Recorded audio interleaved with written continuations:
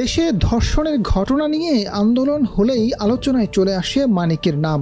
ধর্ষণের সেঞ্চুরি উদযাপন করে যিনি সেঞ্চুরিয়ান মানিক নামে দেশে বিদেশে কুখ্যাত হয়ে ওঠেন। পুরো নাম জসিমউদ্দিন মানিক ওরফে সেঞ্চুরি মানিক। জাহাঙ্গীরনগর বিশ্ববিদ্যালয় শাখা ছাত্রলীগের সাবেক সাধারণ সম্পাদক। দলীয় ক্ষমতা ব্যবহার করে ক্যাম্পাসে ১০০-র অধিক নারীকে ধর্ষণ করে সে। ১৯৯৮ সালের আগস্টের ঘটনা।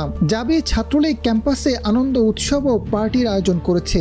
কেক কাটা, মিষ্টি বিতরণ, ককটেল ফাটিয়ে রীতিমতো চোখ ধাঁধানো উৎসব। কিন্তু সাধারণ ছাত্ররা কেউ জানে না ছাত্রলীগের এই উৎসবের উপলক্ষ কি। পরে জানা গেল তাদের নেতা মানিক ১০০ ধর্ষণ করে সেটা উদযাপনের আয়োজন করেছেন। নজিরবিহীন এই ঘটনায় ছাত্র শিক্ষক হতভম্ব ও উত্তেজিত হয়ে পড়লেও কেউ মুখ খুলতে সাহস করেনি।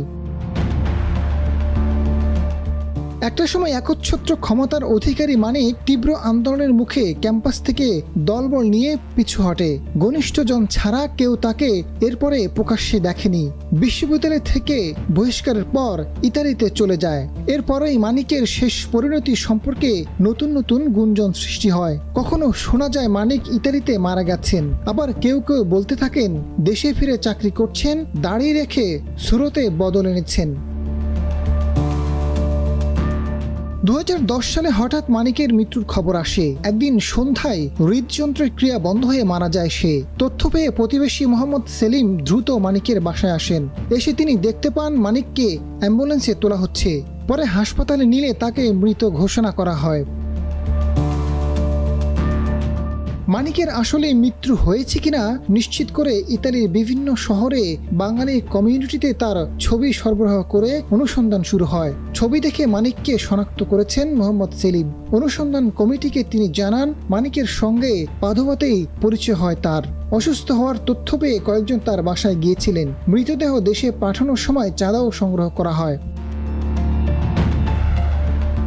পাদোভা সিটি কর্তৃপক্ষ ও হাসপাতাল থেকে মৃত্যুর সনদ সংগ্রহেরও চেষ্টা করা হয়, তবে ব্যক্তিগত তথ্যের গোপনীয়তা রক্ষার কারণে মৃত্যুর সনদ সংগ্রহ করা সম্ভব হয়নি। অবশ্য অনুসন্ধান কমিটিকে সেলিম জানিয়েছেন রোমের বাংলাদেশ দূতাবাসে মানিকের মৃত্যুর সনদ সংরক্ষিত আছে। মৃতদেহ দেশে পাঠানোর সময় এই সনদ জমা দেওয়া হয়েছিল। আজাদ ফারুক, ডেস্ক রিপোর্ট, সময়ের আলো।